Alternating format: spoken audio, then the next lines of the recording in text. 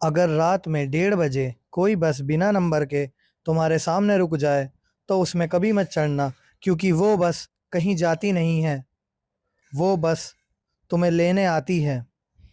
रात के करीब 1:26 पर मोहन एक छोटे से बस स्टैंड पर खड़ा था।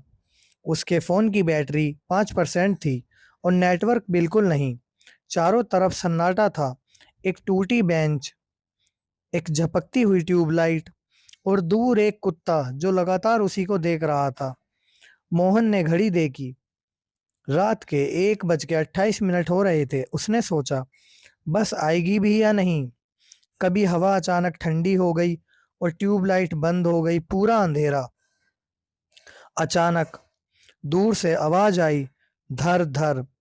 धीरे धीरे एक पुरानी जंग लगी बस सामने आकर रुकी, लेकिन उस पर कोई नंबर नहीं था, ना ही कोई रूट लिखा था। और बस का दरवाजा अपने आप खुल गया। मोहन एकदम फ्रीज हो गया अपनी जगह पर। वो घबराने लगा कि ये क्या है। फिर अंदर से किसी ने धीरे से कहा, आ जा। मोहन अंदर गया। बस में 9 लोग बैठे थे, सब चुप, सब एक ही डायरेक्शन में देख रहे थे, जैसे वो इंसान ही ना हो। मोहन बैठने लगा। तभी पीछे से आवाज आई, सीट नंबर 11। मोहन मुड़ा। कंडक्टर उसके पीछे खड़ा था। उसका चेहरा पूरी तरह अंधेरे में, लेकिन उसकी आवाज बहुत ही डरावनी और ठंडी थी। मोहन बोला, मैंने तो टिकट नहीं लिया। कंडक्टर मुस्कुराया, यहाँ टिकट नहीं लेते, यहाँ बस जगह मिलती है। मोहन सीट पर बैठ गया और जैसे ही बैठा उसे लगा कोई पहले से यहाँ बैठा है। उसके हाथ अपने आप सिमट गए और उसके कान के पास किसी ने फुसफुसाया, तू भी आ गया। मोहन ने सामने मिरर में देखा। उसके पीछे एक आदमी बैठा था जिसका चेहरा पूरा जला हुआ था। मोहन तुरंत मुड़ा, कोई नहीं। फिर मिरर, वो फिर था, वो फिर वहीं था। और इस बार वो धीरे धीरे आगे झुक रहा था। मोहन ने बाहर देखा। वही पेड़, वही बिजली का खंभा, बार बार रिपीट, मानो कि जैसे वो किसी लूप में फंस गया हो, जैसे बस कहीं जा ही नहीं रही थी। धीरे धीरे सारे यात्री एक साथ सिर उठाने लगे और सबकी आंखें सफेद, और वो सब मोहन को देख रहे थे। कंडक्टर उसके पास आया और धीरे से बोला, अब उतरने का टाइम आ गया है। लेकिन यहाँ कोई उतरता नहीं। मोहन को लगा वो बस में बैठा है, लेकिन असल में वो कहीं और जा चुका था।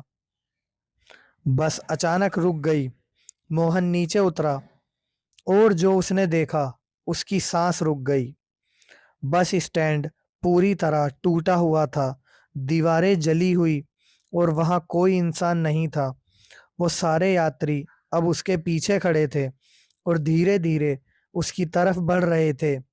उनमें से एक बोला, हम भी तेरी तरह आए थे। अचानक मोहन को याद आया, कुछ साल पहले इसी रोड पर बस एक्सीडेंट हुआ था और वो उसी बस में था। कंडक्टर बोला, यह बस जिंदा लोगों के लिए नहीं है, यह बस उन लोगों को ले जाती है जो अपनी मंजिल तक पहुंच चुके हैं। मोहन भागना चाहता था, लेकिन उसके पैर नहीं चल रहे थे। धीरे धीरे वो खुद बस में वापस चला गया और सीट नंबर 11 पर बैठ गया। आज भी वो बस चल रही है और अगली सीट तेरे लिए खाली है।